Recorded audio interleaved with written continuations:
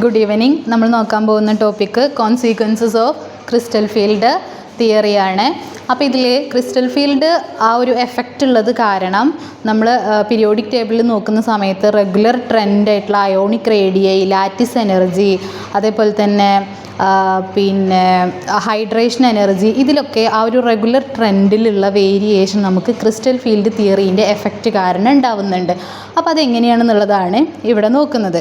First നമ്മൾ ionic റേഡിയയിൽ എങ്ങനെയാണ് crystal field effect ഉണ്ടാവുന്നത് എന്നാണ്. അപ്പോൾ അതിൻ്റെ ഗ്രാഫ് നോക്കുന്ന സമയത്ത്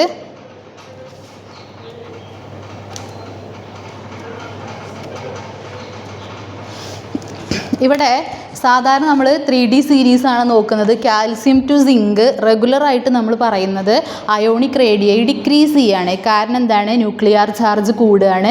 ന്യൂക്ലിയർ ചാർജ് കൂടുന്ന സമയത്ത് വാലൻസ് ഇലക്ട്രോണും ന്യൂക്ലിയസും തമ്മിൽ നന്നായിട്ട് അട്രാക്റ്റ് ചെയ്യുമ്പം സൈസ് ഡിക്രീസ് ചെയ്യുകയാണ് ചെയ്യുക നോർമൽ കേസിൽ. പക്ഷേ ഈ ഒരു നോർമൽ റെഗുലർ ട്രെൻഡിലുള്ള ലൈനിൽ കാൽസ്യം, സിങ്കും മാംഗനീസും മാത്രമേ വന്നിട്ടുള്ളൂ. അപ്പോൾ അതിൻ്റെ റീസണ് കാൽസ്യം, മാംഗനീസ്, സിങ്ക് നമ്മൾ ആദ്യം നോക്കുന്ന സമയത്ത് കാൽസ്യത്തിൽ നോ ഡി ഇലക്ട്രോൺസ് ആണ്, അല്ലെങ്കിൽ 0 ഡി ഇലക്ട്രോൺസ് ആണ്. അവിടെ നമുക്ക് ക്രിസ്റ്റൽ ഫീൽഡ് സ്പ്ലിറ്റിങ്ങോ ഒന്നും സംഭവിക്കുന്നില്ല. അതേപോലെ തന്നെ മാംഗനീസിൻ്റെ കേസിൽ വരുന്ന സമയത്ത് മാംഗനീസ് ഒരു മാംഗനീസ് ഒരു D5 സിസ്റ്റമാണ്, സിങ്ക് ഒരു D10 സിസ്റ്റമാണ്. നമ്മൾ crystal field stabilisation energy calculate ചെയ്യുന്ന സമയത്ത് ഇതിൻ്റെ രണ്ടിൻ്റെയും കേസിൽ 0 ആണ് വരുന്നത്. അതുകൊണ്ടാണ് ക്രിസ്റ്റൽ ഫീൽഡ് എഫക്റ്റ് ഇല്ലാത്തതുകൊണ്ട് കാരണമാണ് കാൽസ്യത്തിൻ്റെയും മാംഗനീസിൻ്റെയും സിങ്കിൻ്റെയും ആ ഒരു അയോണിക് റേഡിയൈൻ്റെ ലൈന് വരുന്നത് നോർമൽ ലൈനിൽ വരാനുള്ള കാരണം. ഇനി ടൈറ്റാനിയത്തിൻ്റെയും വനേഡിയത്തിൻ്റെയും ബാക്കിയുള്ളവരുടെയൊക്കെ എന്താണ് വേരിയേഷൻ കാണുന്നുണ്ട്. ഇനി നമ്മൾ ടൈറ്റാനിയത്തിൻ്റെ നോക്കുന്ന സമയത്ത് ടൈറ്റാനിയത്തിൻ്റെ കോൺഫിഗറേഷൻ വരുന്നത് T2G2 EG0 ആണ്. T2G പ്ലേസ് ചെയ്തിട്ടുള്ളത് ഇൻ ബിറ്റ്വീൻ ദി ആക്സിസും EG പ്ലേസ് ചെയ്തിട്ടുള്ളത് EG ഓർബിറ്റൽസ് പ്ലേസ് ചെയ്തിട്ടുള്ളത് അതായത് dx² - y² dz² ആണ്. അത് അലോങ് ദി ആക്സിസുമാണ്. ഇവിടെ T2Gയിൽ ഇലക്ട്രോൺസ് ഫില്ലായതുകൊണ്ട് തന്നെ ഷീൽഡിങ് എഫക്റ്റ് ഇവിടെ കുറവാണ്. ഷീൽഡിങ് എഫക്റ്റ് കുറവാകണോണ്ട് തന്നെ ലിഗാൻസ് അപ്രോച്ച് ചെയ്യുമ്പോൾ ന്യൂക്ലിയസും ലിഗാൻസും തമ്മിൽ നന്നായിട്ട് അട്രാക്റ്റ് ചെയ്യും. അതുകൊണ്ട് തന്നെ ionic radii of the complex എന്താണ്? ഡിക്രീസ് ചെയ്യും. ഇതേ കേസാണ് വനേഡിയത്തിൻ്റെത് വരുന്നത്. വനേഡിയത്തിൻ്റെ കേസിൽ അറ്റോമിക് നമ്പർ ഇൻക്രീസ് ചെയ്യുമ്പോൾ ഒന്നും കൂടി ഷീൽഡിങ് ഈ ഒരു എഫക്റ്റ് ഒന്നും കൂടി കുറയും. അതുകൊണ്ട് തന്നെ അറ്റോമിക് റേഡിയൈ ഒന്നും കൂടി ഡിക്രീസ് ചെയ്യും. ഇനി ക്രോമിയത്തിൻ്റെ നോക്കുമ്പോൾ ജസ്റ്റ് ഒരു ഇൻക്രീസ് ആണ് കാണുന്നത്. അത് കാരണം EGയിൽ ഇലക്ട്രോൺസ് ഫില്ലാവാൻ തുടങ്ങി. EGയിൽ ഇലക്ട്രോൺസ് ഫില്ലാവുമ്പം ലാസ്റ്റ് ഇലക്ട്രോൺ എൻ്റർ ചെയ്തിട്ടുള്ളത് EGയിലാണ്. ബിറ്റ്വീൻ അലോങ് ദി ആക്സിസ് ആണ് EG കിടക്കുന്നത്. അതുകൊണ്ട് തന്നെ ഷീൽഡിങ് കുറയുകയാണ് ചെയ്യുക. ഷീൽഡിങ് കൂടുകയാണ് ചെയ്യുക. ഷീൽഡിങ് കൂടുമ്പോൾ മെറ്റൽ അയോണുമായിട്ട് അല്ലെങ്കിൽ മെറ്റൽ അയോണിന് ലിഗാൻസുമായിട്ട് എന്ത് ചെയ്യാൻ പറ്റുന്നില്ല, നന്നായിട്ട് അട്രാക്റ്റ് ചെയ്യാൻ പറ്റുന്നില്ല.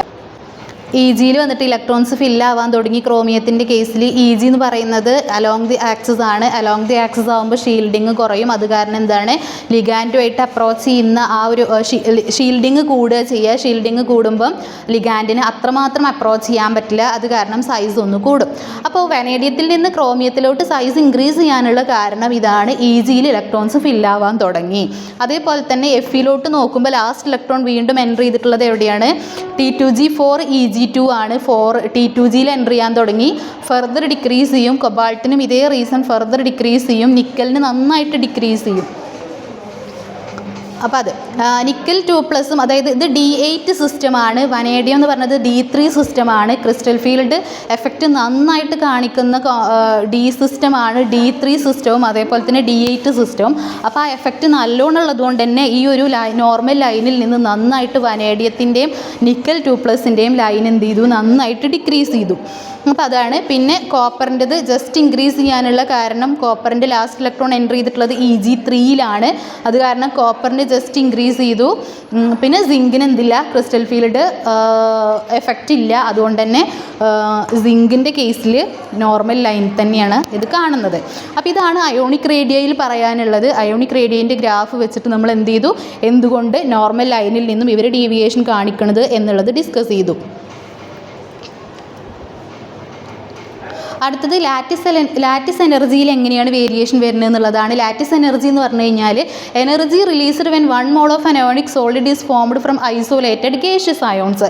ബോൺലാൻഡ് ഇക്വേഷൻസ് വെച്ചിട്ട് നമുക്ക് പറയാം എന്ത് lattice energy is inversely proportional to ionic radii ആണ്. അപ്പോൾ ഈ അയോണിക് റേഡിയയിൻ്റെ കേസിൽ നമ്മൾ പറഞ്ഞ ഈ റീസണൊക്കെ എന്താണ് ഇവിടെ ഇൻവേഴ്സ് ആവും. അതുകൊണ്ട് തന്നെ അതിൻ്റെ ഗ്രാഫ് കാണാൻ പറ്റുന്നത് ഇതേപോലെയാണ്. നേരത്തെ നമ്മൾ താഴത്തേക്ക് ഇട്ടത് ഇവിടെ നമുക്ക് മുകളിലേക്ക് കിട്ടും. അതായത് നിക്കൽ 2+ ഏറ്റവും ഹയസ്റ്റ് D8 സിസ്റ്റം. അതേപോലെ തന്നെ ഈ ഒരു വനേഡിയം 3+, വനേഡിയത്തിൻ്റെ കേസിലും എന്താണ് ഹയസ്റ്റ് ആയിട്ട് കിട്ടും. അപ്പോൾ വനേഡിയത്തിനും നിക്കലിനും ഹയസ്റ്റ് ക്രിസ്റ്റൽ ഫീൽഡ് എഫക്റ്റ് ഉണ്ടാവുന്നുണ്ട്. അതുകൊണ്ട് തന്നെ അതിൻ്റെ ലൈനാണ് ഏറ്റവും മുകളിൽ നിന്ന് നോർമൽ ലൈനിൽ. സാധാരണ നമ്മൾ എന്താണ് ലാറ്റിസ് എനർജി അയോണിക് റേഡിയായി കൂടുന്നതിനനുസരിച്ചിട്ട് അയോണിക് റേഡിയായി അല്ലെങ്കിൽ അറ്റോമിക് നമ്പർ കൂടുന്നതിനനുസരിച്ചിട്ട് അയോണിക് റേഡിയായി കുറയുകയാണ്. അയോണിക് റേഡിയായി കൂടുമ്പോൾ ലാറ്റിസ് എനർജി കൂടുകയാണ്. അപ്പോൾ അയോണിക് റേഡിയൻ്റെ കേസിൽ ഇങ്ങോട്ട് വന്ന ഗ്രാഫ് നോർമൽ ലൈനിൽ സാധാരണ ഇങ്ങോട്ട് ഇൻക്രീസ് ചെയ്യാണ് വേണ്ടത്. പക്ഷേ ഈ ക്രിസ്റ്റൽ ഫീൽഡ് എഫക്റ്റ് കാരണം ഇത് നോർമൽ ലൈനിൽ നിന്ന് ഡീവിയേഷൻ കാണിക്കും. അത് വനേഡിയത്തിൻ്റെ കേസിലും നിക്കലിൻ്റെ കേസിലും ഹയസ്റ്റ് ആണ്. കാരണം D3 ആൻഡ് D8 സിസ്റ്റത്തിന് എന്താണ് ക്രിസ്റ്റൽ ഫീൽഡ് സ്റ്റെബിലൈസേഷൻ എനർജി നന്നായിട്ട് കൂടുതലായതുകൊണ്ടാണ് ആ ഒരു ഇൻക്രീസ് നമുക്ക് കാണാൻ കിട്ടിയത്. അപ്പോൾ ഇതും നമുക്ക് എന്ത് ചെയ്യാൻ പറ്റും, അയോണിക് റേഡിയ എക്സ്പ്ലെയിൻ ചെയ്ത ആ കോൺഫിഗറേഷൻ വെച്ചിട്ട് അതേപോലെ തന്നെ ഈ ഒരു ലാറ്റിസ് എനർജി നമുക്ക് ബോൺലാൻഡ് ഇക്വേഷനും കൂടി ആഡ് ചെയ്തിട്ട് എക്സ്പ്ലെയിൻ ചെയ്യാൻ പറ്റും.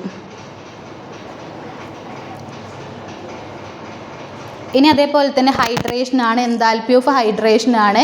എൻതാൽപ്പി ഓഫ് ഹൈഡ്രേഷൻ എന്ന് പറഞ്ഞു കഴിഞ്ഞാൽ 1 mole ഓഫ് ഗേഷ്യസ് അയോൺ എന്താണ് ഹൈഡ്രേറ്റഡ് ആവുമ്പം എത്രമാത്രം എനർജി അല്ലെങ്കിൽ എൻതാൽപ്പി റിലീസ് ചെയ്യണ് എന്നുള്ളതാണ് എൻതാൽപ്പി ഓഫ് ഹൈഡ്രേഷൻ എന്ന് പറയുന്നത്. അപ്പോൾ ചാർജ് കൂടുന്ന സമയത്ത് അല്ലെങ്കിൽ സൈസ് കുറയണ സമയത്തൊക്കെ more exothermic will be the hydration energy. നന്നായിട്ട് ഹീറ്റ് എന്താണ് ഇവോൾവ് ചെയ്യും. അപ്പോൾ നമുക്ക് അയോണിക് റേഡിയായി അറ്റോമിക് നമ്പർ കൂടുമ്പം from calcium to zinc ionic radii decrease ചെയ്യുകയാണ്. അതിന് നേരെ ഇൻവേഴ്സ് ആണ് ഹൈഡ്രേഷൻ. അപ്പോൾ ഹൈഡ്രേഷൻ്റെത് എന്താണ് from calcium to zinc increase ചെയ്യുകയാണ് ചെയ്യുക. ഇവിടെയും ക്രിസ്റ്റൽ ഫീൽഡ് എഫക്റ്റ് കാരണം എന്താണ് നമുക്ക് വേരിയേഷൻസ് കാണാൻ പറ്റും. വേരിയേഷൻ എന്ന് പറയുമ്പം വനേഡിയത്തിനും ഏറ്റവും കൂടുതലാണ്, D8 സിസ്റ്റമായിട്ടുള്ള നിക്കലിനും ഏറ്റവും കൂടുതലാണ്.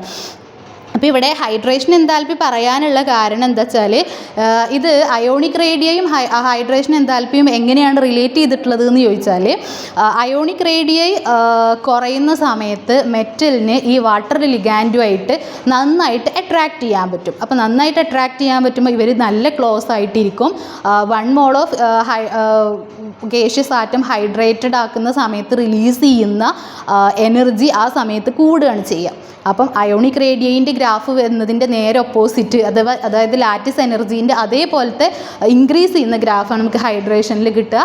അപ്പം ഈ ഒരു കോൺഫിഗറേഷൻ വെച്ച് നമ്മൾ അയോണിക് റേഡിയയെ എക്സ്പ്ലെയിൻ ചെയ്ത പോലെ ഇവിടെ എന്തുകൊണ്ട് വനേഡിയത്തിനും നിക്കലിനും നന്നായിട്ട് കൂടി ആ ലൈനിൽ നിന്ന് ഡീവിയേറ്റ് ചെയ്തു എന്നുള്ളത് നമുക്ക് ഗ്രാഫ് വെച്ചിട്ട് എക്സ്പ്ലെയിൻ ചെയ്യാൻ പറ്റും.